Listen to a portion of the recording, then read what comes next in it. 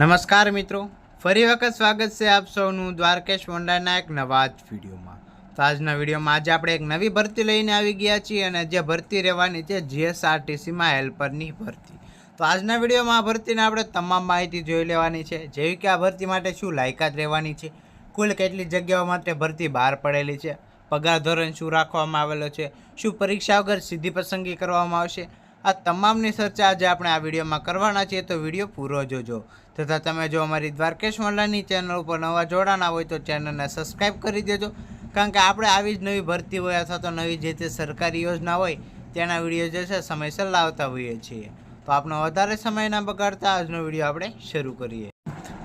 વિડીયોમાં સૌપ્રથમ આપણે ભરતીની બેઝિક માહિતીમાં વાત કરી લઈએ તો જે છે ભરતી સંસ્થા, જેમાં ગુજરાત રાજ્ય માર્ગ વ્યવસ્થા એટલે કે જે છે જીએસઆરટીસી રહેશે. પોસ્ટ નેમની વાત કરીએ તો મદદગાર એટલે કે હેલ્પરમાં જે છે રહેવાની છે. ભરતીના પ્રકારની વાત કરીએ તો દિવ્યાંગો માટે ખાસ ઝુંબેશ કરીને જે સીધી ભરતી બહાર પડી છે તેના માટે રહેશે.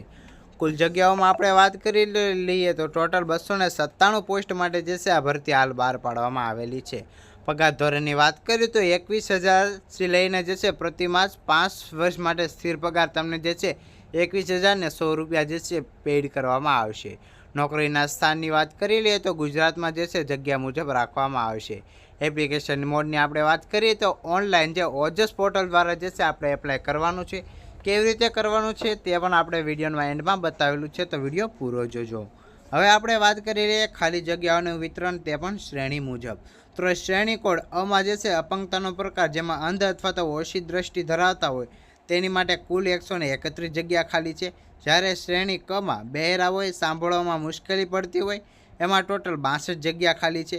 જ્યારે ક વિભાગમાં જે છે OA, BA, OL, OL, CP, LC વગેરેમાં ટોટલ 35 જગ્યા ખાલી છે. જ્યારે ડી એન્ડ ઈમાં આપણે વાત કરીએ તો એચએસડી, એસએલડી, એમઆઈ, એમડી ટોટલ 69 જગ્યા છે. ને આમ જે છે ટોટલ આપણે 3-4 શ્રેણીની વાત કરી લઈએ ખાલી જગ્યાઓમાં, તો અ ક બળ જે છે ટોટલ 297 જેટલી જગ્યાઓ માટે જે છે ખાસ વિકલાંગતા ધરાવતા હોય અને ડિસેબિલિટીનું સર્ટિફિકેટ ધરાવતા હોય તે લોકો માટે આ ભરતી બહાર પાડવામાં આવેલી છે.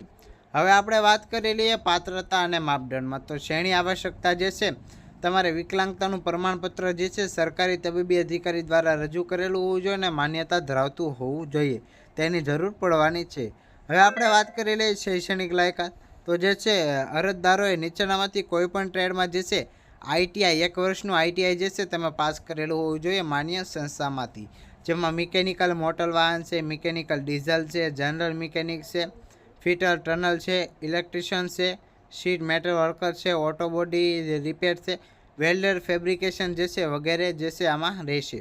તો આટલામાંથી કોઈ પણ 1 વર્ષના ટ્રેડમાં તમે જે છે આઈટીઆઈમાંથી પાસ કરેલું હોવું જોઈએ ને આઈટીઆઈનું પ્રમાણપત્ર પણ તમારી પાસે હોવું જોઈએ. જે ઇન્ટર્નશીપનું પ્રમાણપત્ર આવે છે જે ઉમેદવારને મળે છે તે પણ સર્ટિફિકેટ તમારી પાસે હોવું જોઈએ. અને તમે જે ડિસેબિલિટી ધરાવો છો તેનું પણ માન્ય અધિકાર દ્વારા જે છે માન્ય કરેલું પ્રમાણપત્ર તમારી પાસે ઓરિજિનલ હોવું જોઈએ, તે અપલોડ કરવું પડશે. હવે આપણે વાત કરી લઈએ પસંદગી પ્રક્રિયા. તો નીચેની 100 ગુણની મેરિટ સિસ્ટમ પર જે છે કરવામાં આવશે. તો જે છે આઈટીઆઈ માર્ક્સ વેન્ટેજ 55 માર્ક્સ રાખવામાં આવશે. ઇન્ટર્નશીપના વેન્ટેજ 15 ગુણ રાખવામાં આવશે. જ્યારે ઓએ માર્ક આધારિત જે છે પરીક્ષા જે છે 30 ગુણની રહેશે. આમ ટોટલ 100માંથી 40% ગુણ એટલે કે 40+ માર્ક તમારે લાવવાના રહેવાના છે. તો હવે આપણે વાત કરી લઈએ વય મર્યાદા. તો ન્યૂનતમ ઉંમર 18 વર્ષ રાખવામાં આવેલી છે. જ્યારે મહત્તમ વર્ષની આપણે વાત કરીએ તો 35 વર્ષ રાખેલી છે. ને ઉંમરમાં છૂટછાટની વાત કરીએ તો દિવ્યાંગ ઉમેદવાર માટે જે છે સરકારી ધોરણ મુજબ 45 વર્ષ સુધીની છૂટછાટ તમને મળી શકે છે. અરજી ફીમાં આપણે વાત કરી લઈએ તો પરીક્ષા ફી 200 રૂપિયા રાખવામાં આવેલી છે. ને તમે જો ઓનલાઈન પેમેન્ટ આપણે કરવું પડશે, તેથી જીએસટી જે છે ટોટલ 18% લેખે એટલે કે 36 રૂપિયા લાગશે. આમ ટોટલ જે છે આપણે ટોટલ 236 જેટલી જે છે ઓનલાઈન ફી ભરવાની રહેશે. અને જે છે પ્રક્રિયા પૂર્ણ થઈ ગયા પછી ઓનલાઈન ફીસ ભરવાની રહેશે, એટલે કે તમે કાંઈ પોસ્ટમાં અથવા તો બેંકમાંથી નહીં ભરી શકો, ડાયરેક્ટ સાઇટમાં તમારે પે કરવા પડશે. હવે આપણે વાત કરી લઈએ મહત્વપૂર્ણ તારીખો. તો ઓનલાઈન અરજી જે છે 13 ફેબ્રુઆરી 2024ના રોજ થઈ ગઈ છે થવાની છે. અને અરજી કરવાની છેલ્લી તારીખની વાત કરીએ તો 12 માર્ચ 2026 રાખવામાં આવેલી છે.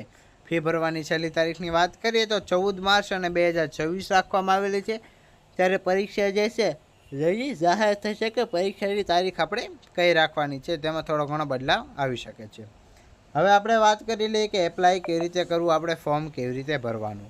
તો સૌપ્રથમ આપણે આવી જવાનું છે ઓજસની સત્તાવાર વેબસાઇટ એટલે કે ojas.gujarat.government.in સાઇટ ઉપર આપણે આવી જવાનું છે. ત્યાં જઈને સૌપ્રથમ એપ્લાય ઓનલાઈનના બટન ઉપર ક્લિક કરવાનું રહેશે અને જીએસઆરટીસી તમારે પસંદ કરવાનું રહેશે. ત્યાર પછી હેલ્પર દિવ્યાંગ માટે ખાસ ડ્રાઈવની જાહેરાત છે તેમાં તમારે ટીક મારી દેવાનું રહેશે. ત્યાર પછી વ્યક્તિગત શૈક્ષણિક અને અપંગતાની વિગતો કાળજીપૂર્વક ભરવાની રહેશે. ત્યાર પછી જે છે સ્કેન કરેલો ફોટો અને સહી તમારે અપલોડ કરવાનો રહેશે. ને ત્યાર પછી અરજી સબમિટ કરો અને તમારો અરજી નંબર નોંધવાનો રહેશે.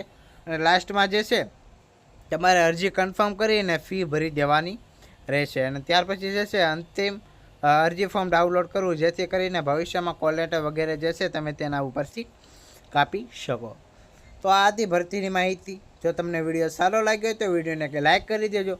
અને તમે જો આવી જ નવી ભરતી અથવા તો નવી સરકારી યોજનાના વિડીયો જોવા માગતા હોય તો દ્વારકેશ ઓનલાઈનની ચેનલને સબસ્ક્રાઈબ કરવાનું ભૂલતા નહીં. મળીએ મિત્રો આપણે નવા વિડીયોમાં.